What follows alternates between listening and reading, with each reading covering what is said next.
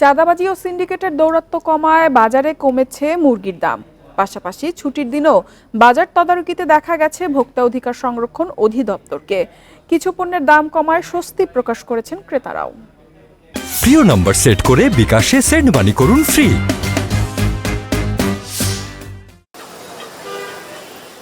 পরিবর্তিত পরিস্থিতিতে কমেছে বাজার সিন্ডিকেটের দৌরাত্ম্য। এর সুফল পাচ্ছেন ক্রেতারা। কমেছে অনেক পণ্যেরই দাম।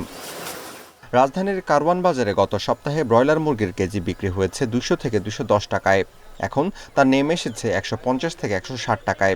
সোনালী মুরগির কেজি বিক্রি হচ্ছে 240 থেকে 250 টাকায়।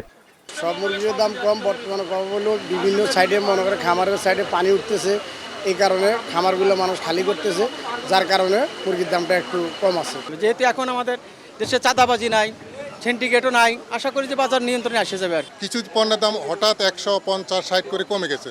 হয়তো তাদেরকে সময় দিতে হবে, সময় দিলে আর তদারকি করলে আরও সব কিছুর দামই জনগণের নাগালের ভিতরে চলে আসবে।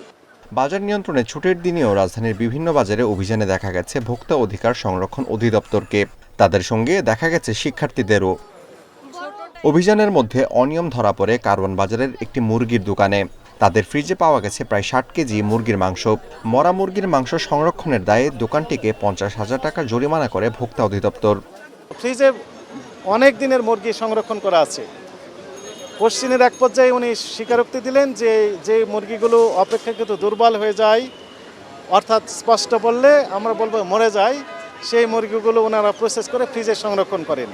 2 জন এখানে কর্মচারী রয়েছেন। একজন বলছেন যে ওনারা নিজে বাসায় নিয়ে যান, আর একজন বলছেন যে বিভিন্ন রেস্টুরেন্টে ওনারা সাপ্লাই দেন। আর্থিক জরিমানার পাশাপাশি সাময়িকভাবে দোকানটি বন্ধ করে দেয় ভোক্তা অধিকার সংরক্ষণ অধিদপ্তর। Amirul Islam, independent news, Dhaka.